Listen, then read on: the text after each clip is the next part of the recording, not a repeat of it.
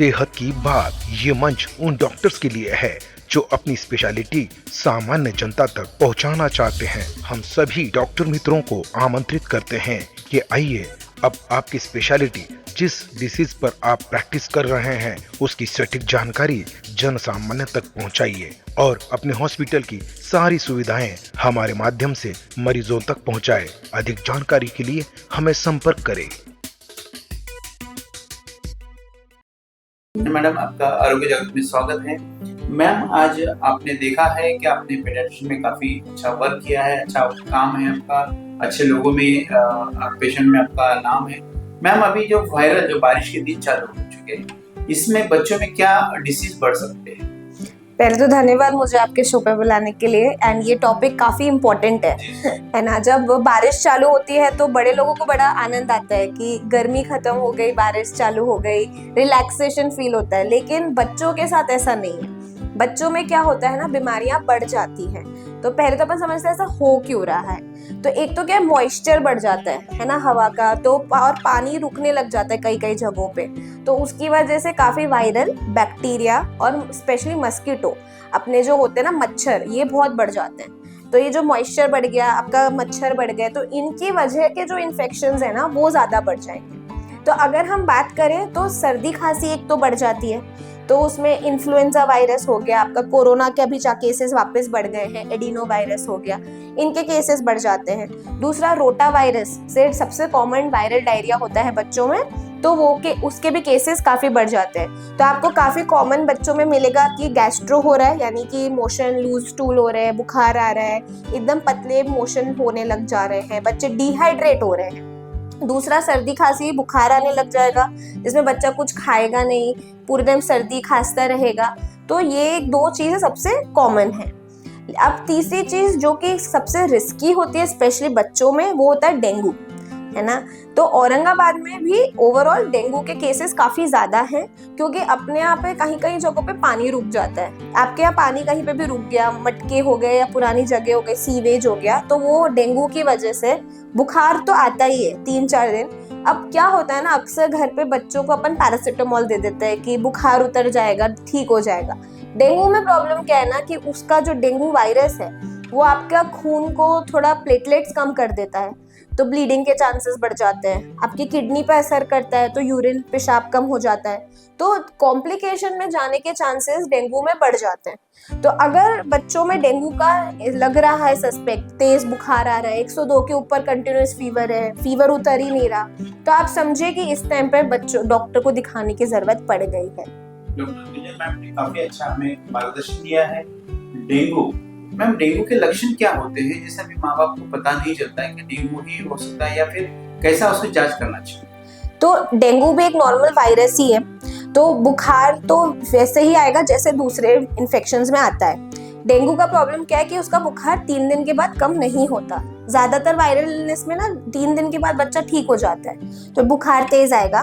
दूसरी चीज, कमजोरी बहुत आती है, हाथ पैर टूटते हैं, मतलब बच्चा इतना टाइट हो जाएगा, इतना लूज हो जाएगा, वो पूरे टाइम बेड पे ही रहेगा, उसको कहीं पे खाने की इच्छा, उठने की इच्छा भी नहीं होगी, बहुत वीकनेस आती है। तीसरा क्या होता है, यूरिन आउटपुट, मतलब पेशाब कम होने लग जाता है, क्योंकि डेंगू में ना शरीर में सूजन आती है, पेशाब कम होता है, तो पेशाब भी कम हो जाएगा। और चौथी चीज, रैश आने लगता है। तो अगर आप बच्चे का हाथ प्रेस करोगे या पेट पे प्रेस करोगे ना, तो आपको दिखेगा डिफरेंस, कि कलर डिफरेंस आ रहा है। तो उसको हम ब्लैंचिंग टेस्ट कहते हैं। हम सिंपल स्किन पे ऐसे प्रेस करते हैं एंड वहां पे आपको कलर डिफरेंस पता चलता है। तो ये डेंगू का बहुत टिपिकल साइन है जो काफी जल्दी आ जाता है। तो इसमें हमें समझता है कि बच्चा को डेंगू हो सकता है। अब अगर जांच की बात करें, तो अगर आपका तीसरा दिन हो गया है बुखार का, तो एक सीबीसी, सादा सीबीसी यानी कि ब्लड टेस्ट कर लीजिए।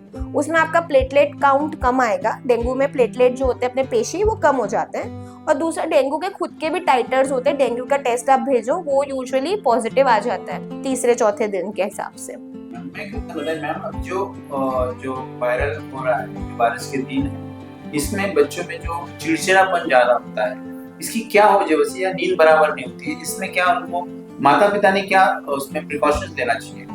देखिए कैसा होता है ना कि एक तो बारिश के दिनों में क्या होता है ना, बाहर बच्चों को अपन जाने नहीं देते क्योंकि बच्चे भीग जाएंगे, कपड़े गीले हो जाएंगे और सर्दी लग जाएगी, तो उनका ना घर में एक तो वो लिमिट रह जाती है। स्कूल में भी सेम प्रॉब्लम है, वो स्कूल में भी उनको बाहर जाने नहीं देते, तो वो एक तो पूरे टाइम अंदर ही अंदर रह रहे हैं, साथ में एक दूसरे के साथ भी एक्सपोजर तो हो ही रहा है। इस टाइम पे आप देखोगे तो स्कूल सारे चालू हो जाते हैं, है ना, जून के महीने से स्कूल चालू हो जाते हैं, और साथ में ओवर क्राउडिंग भी हो रही है क्योंकि आप अंदर ही रूम में बंद रख रहे हो बच्चे को, तो एक दूसरे से इन्फेक्शन बढ़ने के भी चांसेस बढ़ जाते हैं, पहली चीज। दूसरी चीज, आप उन्हें बाहर नहीं खेलने दे रहे, सन में नहीं जाने दे रहे, तो भी उनका चिड़चिड़ापन बढ़ जाता है। तो एक सन एक्सपोजर जो है ओवरऑल भी रिड्यूस्ड है क्योंकि क्लाउडी है, प्लस अपन बाहर नहीं जाने दे रहे। तीसरी चीज, जब वेदर सडनली चेंज होता है ना, जैसे गर्मी से ठंडी की तरफ हुआ, तो एलर्जीज बढ़ जाती हैं।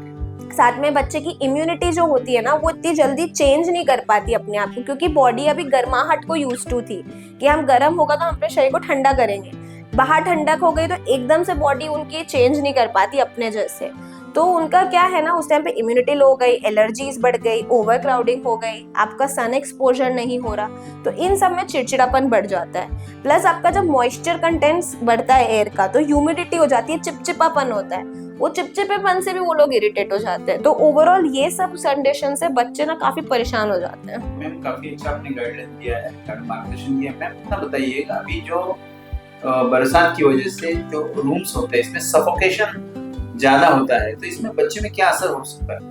सेम चीज, जैसे कि अगर रूम में आप बहुत टाइम तक रहेंगे, मॉइस्चर कंटेंट हाई है, ह्यूमिडिटी हाई है, तो इन्फेक्शन के चांसेस बढ़ जाते हैं, क्योंकि आप वायरल इन्फेक्शन है ना, वहाँ पे ग्रोथ होने का उसको टाइम मिल रहा है, क्योंकि आप एक क्लोज्ड एरिया में हो, कुछ बाहर से कुछ क्लियर नहीं हो रही है एयर, तो इन्फेक्शन के चांसेस हमेशा बढ़ जाएंगे। तो आप अगर ऐसी जगह पे है तो आप ना रूम में ह्यूमिडिफायर्स यूज कर सकते हैं, एयर क्लीनिंग प्योरीफायर्स यूज कर सकते हैं। दूसरी चीज, जितना हो सके क्रॉस वेंटिलेशन रखिए, थोड़े विंडोज तो आप ओपन ही रखिए। इवन इफ अगर बारिश आ रही है तो वहाँ पे थोड़े प्लास्टिक कवरिंग्स रख सकते हैं ताकि एटलीस्ट हवा आती रहे। अगर वेंटिलेटेड रहेगा ना रूम, तो इन्फेक्शन भी कम हो जाएगा और बच्चे थोड़ा ताजगी फील करेगा, फ्रेश फील करेगा। Thank ma'am. अभी तो सर मैम एक ऐसा बहुत सी लोगों में दिक्कतें आ रही है या गैर समझ बोला जाएगा, जैसा डायपर जो होता है आजकल, क्या है बच्चों में जैसा उनको खुलापन नहीं रहता, जैसा आपने बताया सफोकेशन होकर नहीं, जैसे भी जो माता पिता भी आज डायपर में डिपेंड होते हैं कि अब डायपर बना दिया, दिन भर नहीं चेंज करते हैं, तो इसमें इनको माता पिता को क्या संदेश देंगे आप, क्या हो सकता है? अपन यूजुअली क्या इंडियन एनवायरनमेंट में अपने पास ये फायदा है कि अपने यहाँ धूप अच्छी निकलती है, चाहे बारिश का मौसम हो तो भी एटलीस्ट 1-2 घंटा धूप निकलेगी तो आपके कपड़े सूख ही जाते हैं। तो हम हमेशा बोलते हैं पेरेंट्स को कि कॉटन की नैपीज हमेशा प्रेफर करें, यानी लंगोट। अपने यहाँ जो लंगोट सिस्टम था ना, वो बेस्ट है, उससे ना स्किन क्या होती है ना, ड्राई रहती है। आपने जैसी उसने सुसु की, पॉटी की, तुरंत चेंज कर दिया, कॉटन का वापस पहना दिया, तो वो जो स्किन टेक्सचर है वो कम अच्छा रहेगा, रैशेस नहीं होंगे।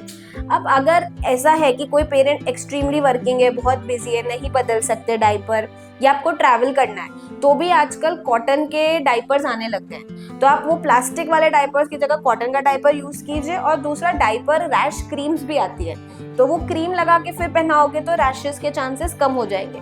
जितना हो सके डिपेंडेंसी कम रखो, लेकिन अगर आपके पास सच में ऑप्शन नहीं है तो बेटर कि आप अच्छे क्वालिटी का डायपर यूज करो, बट घर पे या तो लंगोट पहनाओ, नहीं तो खुला रखो।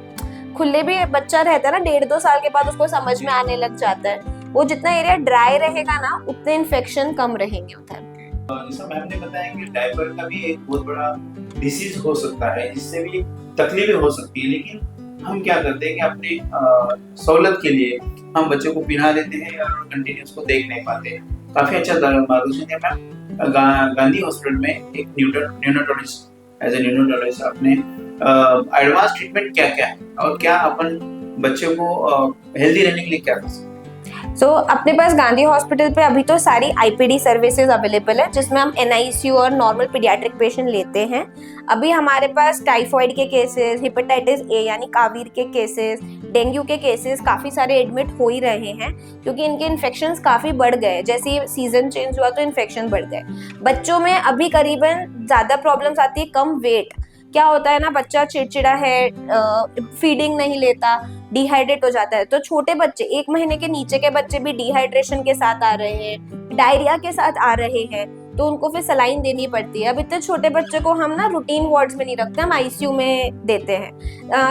अभी क्या होता है, वायरल बढ़ जाता है, तो वायरल ना बड़े लोगों में तो इतना प्रॉब्लम नहीं करता, पर समझो मम्मी को सर्दी खांसी हुई तो उसके बच्चे को भी उसने फीड कराया, उस टाइम पे उसको भी सर्दी खांसी हो गई, तो बच्चे की सर्दी खांसी ना निमोनिया में कन्वर्ट हो जाती है। तो उनको फिर ऑक्सीजन भी लग रहा है, कई बार थोड़ा सीपैप करके प्रेशर्ड ऑक्सीजन रहती है वो भी लग रहा है। तो अभी हमारे पास इस तरीके के पेशेंट भी बढ़ गए जिसमें छोटे बच्चों को भी ब्रीदिंग प्रॉब्लम हो रहे हैं। अब आप घर पे क्या क्या कर सकते हैं, घर पे देखिए आप पहले तो ना हैंड हाइजीन ही सबसे बड़ा चीज है।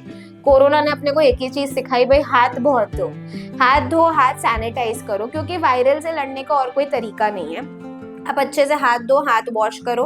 अगर आपको खुद को सर्दी खांसी है, बच्चा है छोटा आपके घर में, तो उसके सामने मास्क पहनो। आप मास्क पहनोगे ना तो उसको भी मास्क पहनने की आदत आएगी, तो वो भी जब ओवर क्राउडेड एरियाज में जाएगा तो मास्क पहनेगा। हैंड वॉश करना उसको सिखाओ, वॉशरूम जाने के बाद उनको हैंड वॉश सिखाना चाहिए। आप जो सब्जी तरकारी खरीद रहे हो उसको अच्छे से धो। आपके अभी इस टाइम पे पानी भी बहुत इन्फेक्टेड आता है, तो वो पानी भी बॉईल करके पिलाओ। अपने लिए नहीं रख सकते, एटलीस्ट बच्चे के लिए तो ये करना ही चाहिए। ट्रैवलिंग कर रहे हो तो अपने पास बिस्लरीज, एक्स्ट्रा वाटर रखो। बच्चा अगर बीमार हो गया तो पैरासिटामोल दे सकते हैं, गर्म पानी से पोंछ सकते हैं। हाइड्रेशन अच्छा मेंटेन रखना है, पानी बहुत पिलाना है बच्चों को। एंड फिर भी प्रॉब्लम आए तो डेफिनेटली आप डॉक्टर के पास आइए। बट आप अगर बेसिक अपने पास हैंड हाइजीन, मास्क यूज, सब्जियों का अच्छा इस्तेमाल, ये सब अच्छा रखेंगे ना तो अपने आप इलनेस ऑटोमेटिकली कम हो जाएगी। थैंक यू मैम, काफी अच्छा आपने गाइड दिया है हमारे पेरेंट्स को, हमारे दर्शकों को। अपने काफी बच्चों को कैसा हाइजीन रखे, बच्चे के ऊपर कितना ख्याल रखे जो बड़े डिसीज से बच पाए। और मैम ऐसी ही हम आपके माध्यम से लोगों तक जानकारी पहुंचाते रहेंगे। दर्शकों को हम यही बताना चाहते हैं कि जो डॉक्टर्स, जो स्पेशलिटी डॉक्टर आपको गाइडलाइन देता है, कुछ काउंसलिंग मार्गदर्शन देता है, उसके ऊपर हमने इम्प्लीमेंट करना चाहिए ताकि हम हमारे डिसीज के ऊपर जल्दी से कवर कर पाए। दूसरी एक बात ये है कि जब भी बच्चों को कोई तकलीफ होती है तो हम घर के घर इलाज ना करें, सावधान इसी से बरतना चाहिए, क्योंकि अपने लिए बहुत से डॉक्टर ट्रीटमेंट देने के लिए बचे हैं। आपको जहाँ जाना है पेडियाट्रिक के पास ही जाइए, तो बच्चों को वक्त पे हम इलाज दे सकते हैं। ताकि बच्चों का मेंटेन बहुत मुश्किल होता है, क्योंकि उनकी मात्रा बहुत कम इसमें रहती है, क्योंकि वो बच्चों में उतना पावर नहीं रहता है, उनकी उतना एनर्जी नहीं रहती है उसको हजम कर सके। इसलिए हम बच्चों का जो मात्रा रहती है वो पेडियाट्रिशियन ही जाने। जो गुंजन मैडम का काफी अच्छा अनुभव है, और जो न्यूरोलॉजिस्ट है, शायद मराठवाड़े में 5 या 6 ही न्यूरोलॉजिस्ट है ऐसा मेरे को लगता है, और जिसमें मैम का नाम आता है। और मैम यहाँ पे काफी अच्छा सर्विस मिलती है, 24 आवर्स यहाँ पे डॉक्टर्स अवेलेबल रहते हैं। तो कुछ भी बच्चों की प्रॉब्लम्स हो तो आप अवश्य गांधी हॉस्पिटल में विजिट कर सकते हैं। धन्यवाद। Thank you so much. Cancer के सामने जहां हर पल महत्वपूर्ण होता है, वहां एक ऐसी जगह है जो सहानुभूति, समर्थन और संवेदना प्रदान करती है। आपका स्वागत है उम्मीद पैलिएटिव कैंसर केयर सेंटर में, जहां हम सहानुभूति और विशेषज्ञता के साथ देखभाल को नया रूप देते हैं।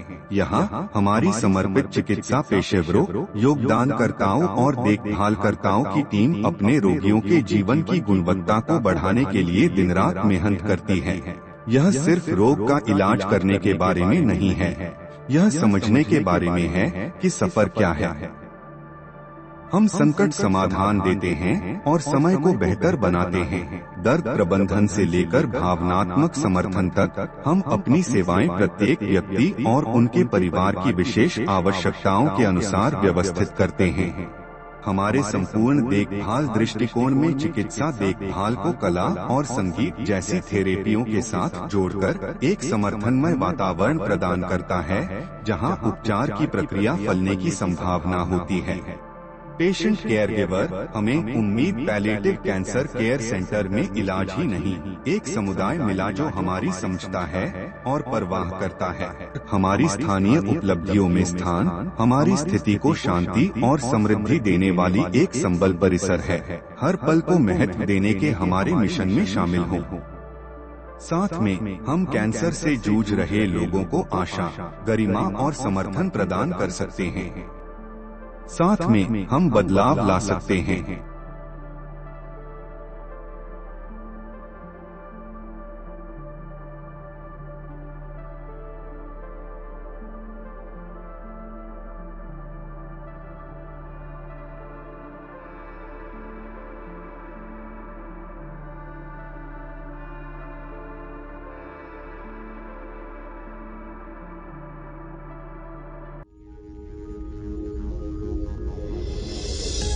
आरोग्य जागृती।